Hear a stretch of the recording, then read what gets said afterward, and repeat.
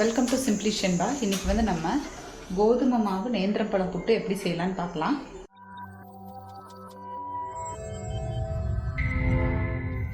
கோதுமை மாவு எடுத்து வச்சுருக்கேன். கோதுமை மாவு வந்து நம்ம புட்டு செய்கிறதுக்கு முன்னாடி எப்போவுமே வறுத்துக்கணுங்க. அடுப்பை சிம்மிலேயே வச்சு வறுத்துக்கலாம். கரிஞ்சிடக்கூடாது. மாவு நல்லா கிளறி விட்டுட்டே இருங்க. மாவு வந்து நல்லா மணம் வர்ற வரைக்கும் நம்ம வறுக்கணும்.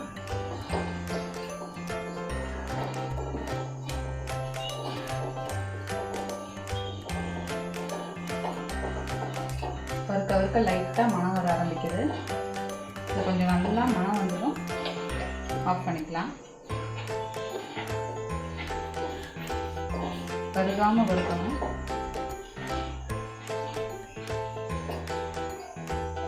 இப்போ மாவு நல்லா மணம் வந்துருச்சுங்க. நல்லா வறுத்தாச்சு. நீங்கள் அடுப்பு ஆஃப் பண்ணிவிட்டு இப்போ சூட்டோடையே நம்ம பிணையிறோம்னா பச்சை தண்ணியை ஊற்றி லைட்டாக விட்டு தொளிச்சு பிணைஞ்சிக்கலாம். அப்போ இது அப்படி இல்லை, நீங்கள் அதை முதலே வறுத்து வச்சுருந்தீங்கன்னா பிணையும் போது கொஞ்சம் வார்ம் வாட்டரை ஊற்றிக்கோங்க. இப்போ இதில் வந்து கொஞ்சம் நான் உப்பு ஆட் பண்ணுறேன்.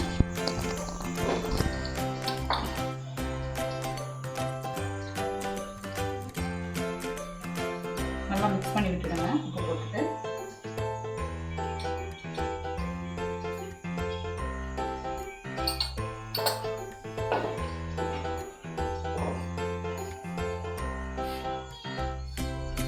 மாவு வந்து நான் வேறு ஒரு பாத்திரத்துக்கு மாற்றிருக்கேங்க. உப்பெல்லாம் நல்லா மிக்ஸ் பண்ணி விட்டுருக்கேன். இது கொஞ்சம் மாவு சூடாக தான் இருக்குது. இப்போ வந்து நான் பச்சை தண்ணி தெளித்து பிணைய போகிறேன். அப்படியே ஊற்றக்கூடாது. கையில் வந்து இப்படி தெளித்து கொஞ்சம் கொஞ்சமாக பிணையணும்.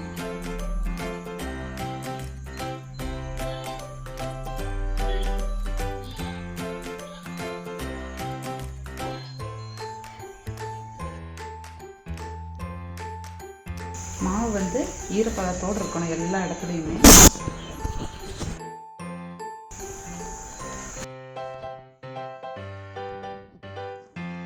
மாவு மாதிரி உருண்டை அப்படி ஆகிடும். கொஞ்சம் கொஞ்சமாக தெளிச்சு பிணையும் போது தான் எல்லா இடத்துலையும் ஸ்ப்ரெட் ஆகும்.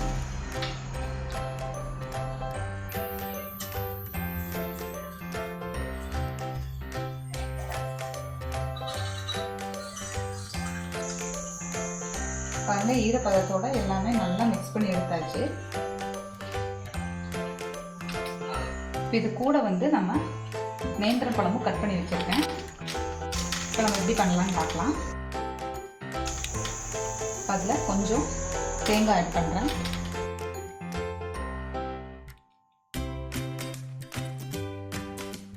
அது கூட மாவு ஆட் பண்ணலாம்.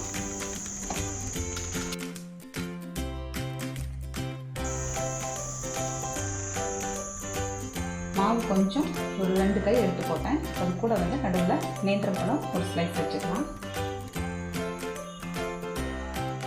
நல்லா சென்டர் பண்ணி வச்சுருங்க.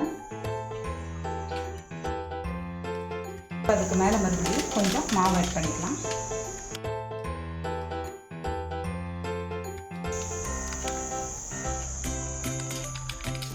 இப்போ மறுபடியும் கொஞ்சம் தேங்காய் பூ,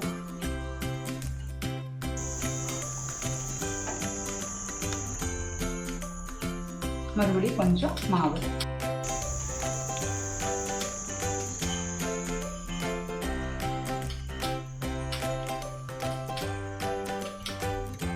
ஒரு ஸ்லைஸ் நேந்திரப்பழம்,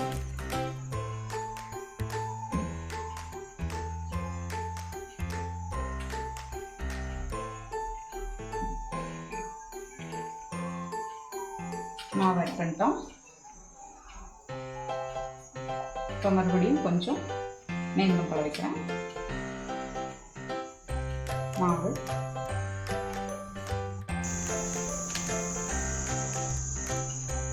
இப்போ லாஸ்ட்டாக தேங்காய் பூ ஆட் பண்ணிக்கலாம். எல்லாமே நல்லா ஃபில் பண்ணியாச்சு.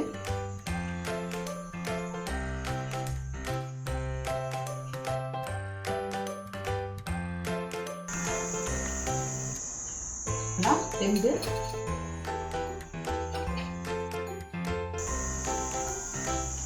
இந்த ஓட்டையில் வந்து இந்த ஆவியாக வெளியே வருங்க. நம்ம ஒரு 10 மினிட்ஸ் சிம்லேயே வச்சுருவோம். அடுப்பில் வேகட்டும். நமக்கு இந்த ஆவி இங்கே வெளியே வரும்போது தெரியும், அப்போ இது வெந்துருச்சுன்னு நமக்கு தெரிஞ்சிடும். ஒரு 10 மினிட்ஸ்க்கு அப்புறம் எடுத்துக்கலாம். அடுத்து வந்து சிம்லேயே வச்சுக்கலாம்.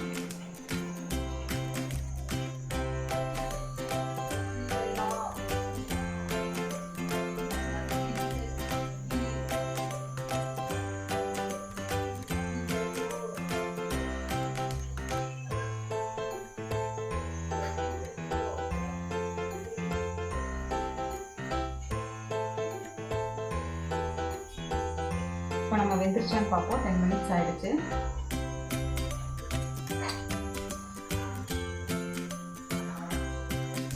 நல்லா வெந்திருக்கு.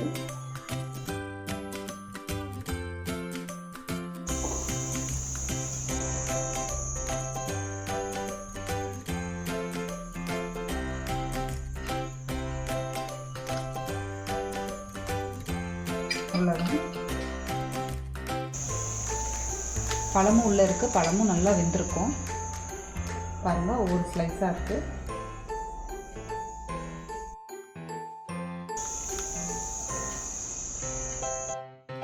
நீங்களும் இதை வீட்டில் ட்ரை பண்ணி பார்த்துட்டு கமெண்ட் பண்ணுங்கள். சிம்பிளி ஷென்பா சேனலை சப்ஸ்கிரைப் பண்ணாதவங்க சப்ஸ்கிரைப் பண்ணுங்கள். கூடவே பெல் பட்டனையும் ப்ரெஸ் பண்ணுங்கள். தேங்க்யூ.